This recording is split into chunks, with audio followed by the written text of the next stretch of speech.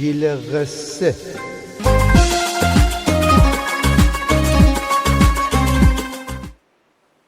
سلام زکن جان.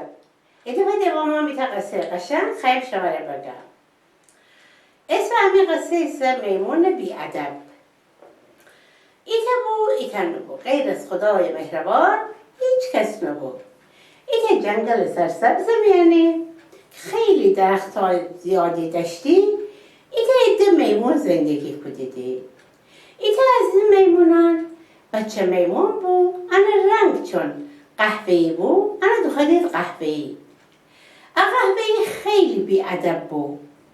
از صبح که از خواب بریشتی شوی درختان شاخه رو نیشتی هلاچین خوردی قهقه زی خنده کدی و ایتا میمونان اذیت کدی عشان مسخره کدی.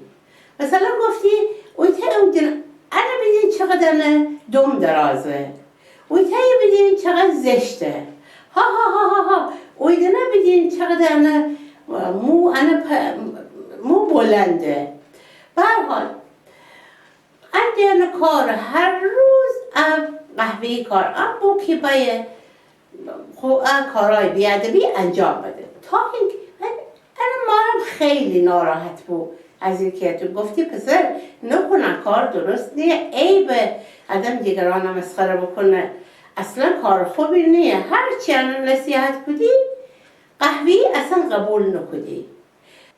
تا این روز که قهوه‌ای بازی کدند و شیطنت کدند و حتی مسخره کدند و از شاخه پره او شاخه سر از او شاخه به شاخه یهو ای که از شاخه اشکفه قهوه‌ای کفه بجیر زمین رو انا دستش کفه قهوه‌ای ما بریزه ای قهوه‌ای بکنه گیره و سنه بره پیشه دکتر میمونان که ایت میمون پیر بود. میمون پیر بعد از اینکه قهوه دست دبده دستور دهه که خیلی اگر زودتر خال قهوه خوب بود پس بایستی شیره نارگل بدید. قهوه ما باشد انا بکل گروسنه بخانه خبر دکفه توی جنگل که قهوه بایستی شیره نارگل بخوره تا حال زودتر خوب بود.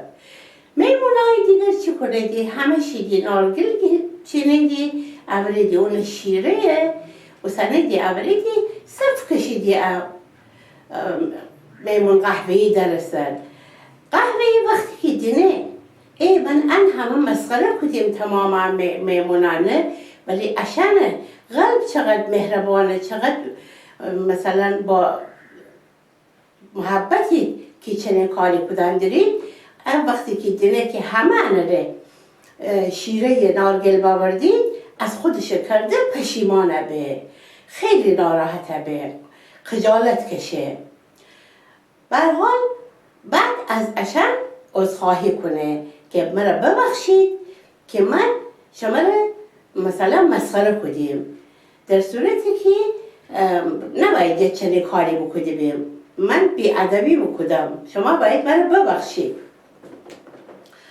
خلاصه میمون حال خوب بی از تمام او میمونان عذرخواهی کنه اما از این نتیجه گیریم که پس ظاهر قیافه زشت ببه یا زیبا ببه یا مثلا هر مشکل هر عیبی بخوای بداره اون مهم نیه. مهم قلب مهربانه مهم محبتی است که آدم باید به هم دیگر بکنه. اینم از قصه امروز ما تا روز دیگر و قصه دیگر خدا نگهدار. گیل قصه ایتا بهانیه که گیلکی بشنویم و گیلکی ید بگیریم و گیلکی گپ بزنیم. شیمی روزگار خوش.